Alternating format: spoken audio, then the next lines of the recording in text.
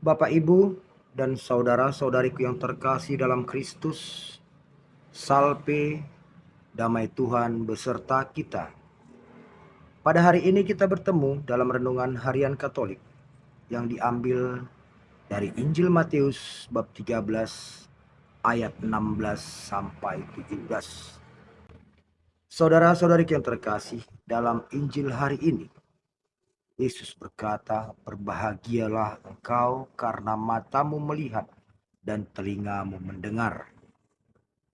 Dan selanjutnya Yesus berkata, banyak nabi dan orang benar ingin mendengar dan melihat, namun mereka tidak melihat dan mendengar. Tapi kita sebagai orang Kristen, kita mendapat rahmat yang begitu besar, yaitu dapat melihat dan mendengar.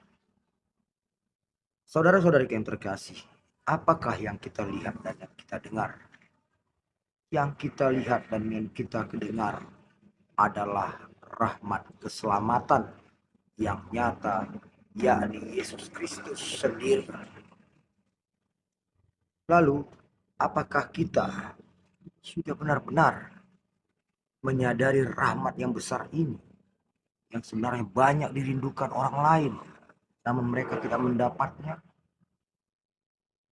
Saudara-saudari yang terkasih, ironis rasanya bila kita sebagai orang Kristen tidak mengimani bahwa kita telah melihat dan mendengar. Sebab rahmat keselamatan itu adalah Yesus sendiri. Dan dalam iman kita, iman Katolik, dalam setiap perayaan Ekaristi, secara nyata, kasat mata, kita telah melihat Yesus. Kita telah mendengar firman-Nya, dan bahkan kita telah menyantap Yesus dalam kurban Ekaristi lewat tubuh dan darah yang telah dibagikan kepada kita. Nah, Bapak, Ibu, dan saudara-saudara yang terkasih, jika kita yang telah melihat, mendengar, bahkan menyantap Kristus, agar Kristus menyatu dengan kita, juga tidak mengimani dengan sungguh-sungguh, alangkah sangat rugi sebagai orang Kristen, sebagai orang Katolik, masih juga tidak mengimani Kristus sebagai rahmat keselamatan. Nah, Bapak, Ibu, dan saudara-saudara yang terkasih, dalam renungan hari ini, firman Allah sangat jelas, walau singkat namun tegas, mengatakan kita mendapat keistimewaan. Bahkan dari beberapa nabi dan orang benar, kita mendapat keistimewaan karena kita dapat melihat, kita dapat mendengar, dan kita dapat menyantap rahmat keselamatan itu dalam Ekaristi Kudus.